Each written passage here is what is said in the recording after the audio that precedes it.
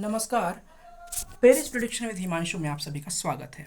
हम बात कर रहे थे हॉकी की, जिसमें भारत ने अब तक 8 स्वर्ण, 1 रजत और 3 कांस्य पदक ओलंपिक में जीते हैं।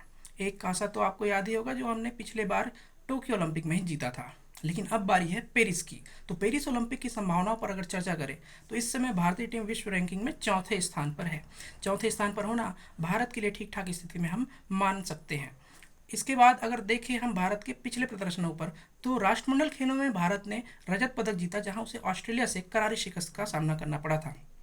वहीं एशियन गेम्स और एशियाई चैंपियंस ट्रॉफी में भारत ने स्वर्ण जीता, जिसे स्वाभाविक रूप से भारत को जीतना चाहिए था, क्योंकि अन्य टीमें अपेक्षाकृत रूप से कमजोर थी। और अगर अन्य हम वैश्विक स्तर पर प्रतिस्पर्धाएं देखें तो वर्ल्ड हॉकी लीग में भारत का प्रदर्शन ठीक ठाक ही चल रहा है। तो ऐसे में भारतीय टीम से हम सकारात्मक उम्मीद कर सकते हैं।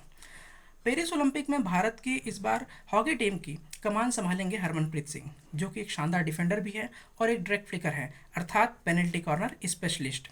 इसके बाद मिडफील्ड में आए तो मिडफील्डर के रूप में हमको दिखाई देंगे मनप्रीत सिंह। मनप्रीत सिंह, जिन्होंने अपनी कप्तानी में पिछले बार भारत को 40 साल के बाद हॉकी में मेडल दिलवाया था। इसके बाद फॉरवर्ड में आए तो फॉरवर्ड में गुरचंद सिंह का शानदार फॉर्म इस समय जारी है। वहीं भारत की दीवार बनकर भारत के गोलकीपर PR सीजेस फिर से आपको खड़े हुए दिखाई देंगे।